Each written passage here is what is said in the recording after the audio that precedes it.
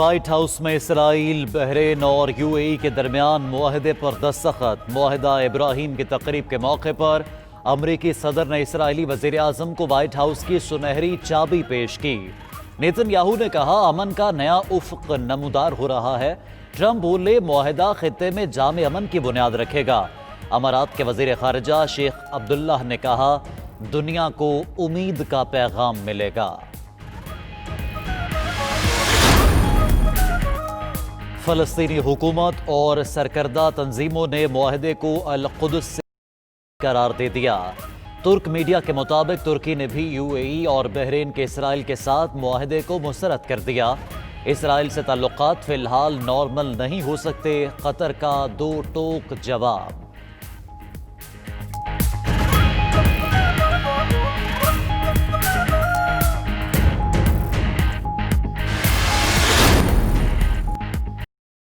حضرت امام حسین علیہ السلام پر پی آئی اے کا عراق کے لیے خصوصی پروازیں چلانے کا اعلان۔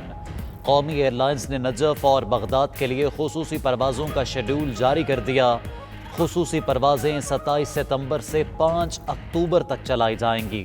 کراچی، اسلام آباد اور لاہور سے نجف اور بغداد کے لیے خصوصی پروازیں روانہ ہوں گی۔ کراچی سے 75,000، دوسرے شہروں سے 85,000 روپے کرایہ مقرر۔ سی ای او ارشد ملک کا کہنا ہے مذہبی مواقع پر خصوصی پروازیں پی آئی اے کی روایت رہی ہے۔ اوگرا کی سمری بن نہ سکی خوشخبری، وزارت خزانہ نے پیٹرولیم قیمتوں میں کمی کی تجویز مسترد کر دی۔ پیٹرولیم قیمتیں اگلے 15 دن برقرار رہیں گی۔ اوگرا نے پیٹرول 3 روپے 60 پیسے اور ہائی سپیڈ ڈیزل 4 روپے فی لیٹر تک سستا کرنے کی سفارش کی تھی۔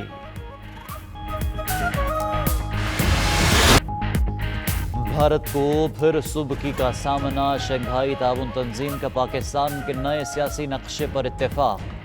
اجلاس میں بھارتی مشیر قومی سلامتی اجیت دوول نے پاکستان کے سیاسی نقشے پر اعتراض اٹھایا تھا۔ پاکستانی مشیر قومی سلامتی ڈاکٹر موید یوسف نے نقشے کو ترجمان قرار دیا۔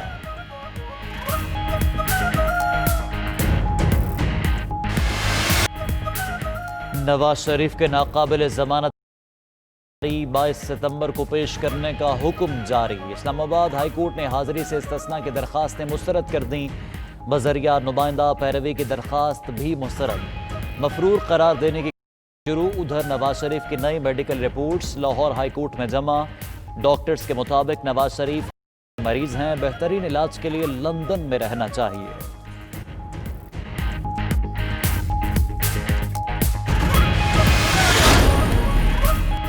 نواز شریف صحت یاب ہو کر آئیں گے اور عدالت میں پیش ہو جائیں گے۔ شاہد خاقان کہتے ہیں مستند ڈاکٹرز کے مطابق نواز شریف کی جان ابھی تک اور علاج کی ضرورت ہے۔ ادھر شبلی فراز کا کہنا ہے یہ جب اقتدار میں نہ ہو تو بیرون ملک چلے جاتے ہیں، اثاثے بھی باہر رکھتے ہیں۔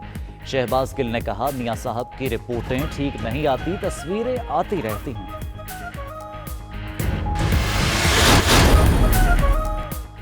امریکی سٹاک مارکیٹس میں تیزی کا رجحان، ڈاؤ جونز میں 1.42 پوائنٹس اضافہ، انڈیکس 27,994 پوائنٹس پر بند۔ ایس اینڈ پی 500 میں 17.58 پوائنٹس اضافہ، انڈیکس 3401 پوائنٹس پر بند ہوا۔ نسڈیک کمپوزٹ 133 پوائنٹس اضافے سے 11,190 پوائنٹس پر بند ہوئی۔ اور برطانوی شہزادہ ولیم اور شہزادی کیٹ کا دوران دوسروں کی مدد کرنے والوں سے اظہار تشکر، شاہی جوڑے کے لندن میں مشہور بیگل شاپ پر آمد۔ شہزادہ ولیم اور شہزادی کیٹ نے بیگل بنانے کے لیے آٹا گوندھا، ویڈیو وائرل ہو گئی۔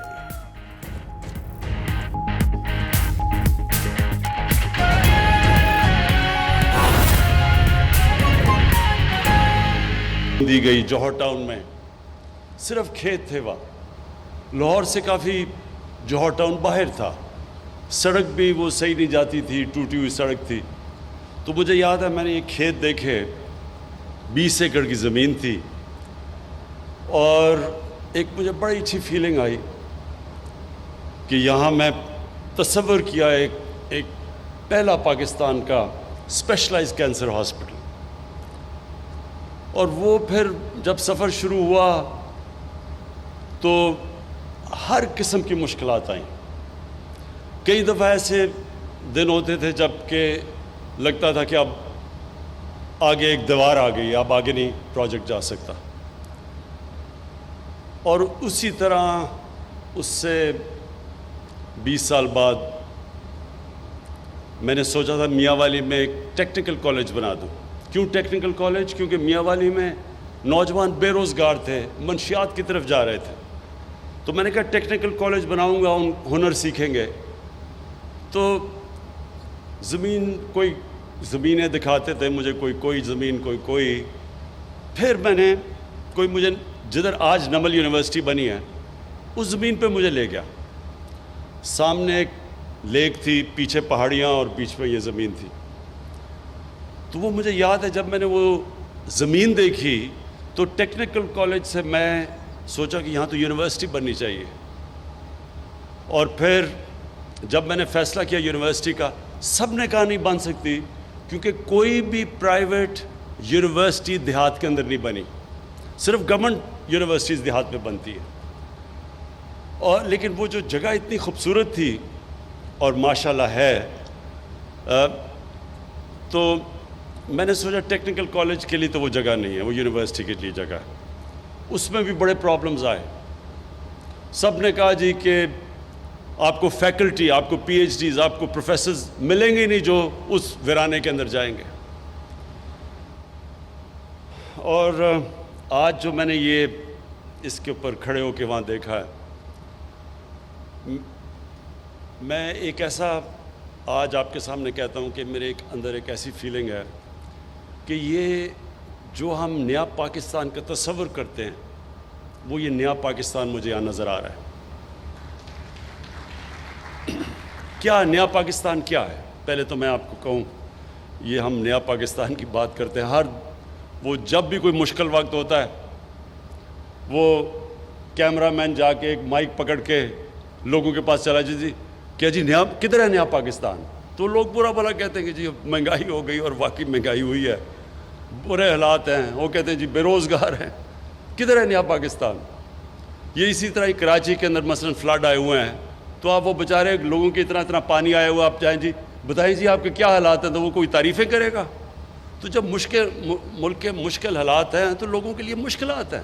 ایک ملک کو آپ مقروض کر کے چلے جائیں، اس کو قرضے دینے ہوں، اس کے پاس مشکل سے پیسہ ہو اپنا ملک چلانے کے لیے، قرضے لے ملک چلانے کے لیے، تو جب وہ بیلٹ ٹائٹنگ کرتا ہے، خرچے کم کرتا ہے، تو اس میں تو لوگوں کو مشکل وقت گزرنا پڑے گا. یہ تو دنیا کی تاریخ ہے. تو اس کا یہ نہیں مطلب کہ اپنی خواب چھوٹی رکھو. دیکھیں دنیا میں جس نے بھی کوئی بڑا کام کیا ہے، اس نے اپنی صلاحیتوں کی وجہ سے نہیں کیا. وہ اس لیے نہیں کہ وہ بڑا پڑھا لکھا انسان تھا، وہ اس لیے نہیں کہ وہ بڑے امیر گھر میں پیدا ہوا تھا، وہ اس لیے کہ اس نے بڑا خواب دیکھا تھا.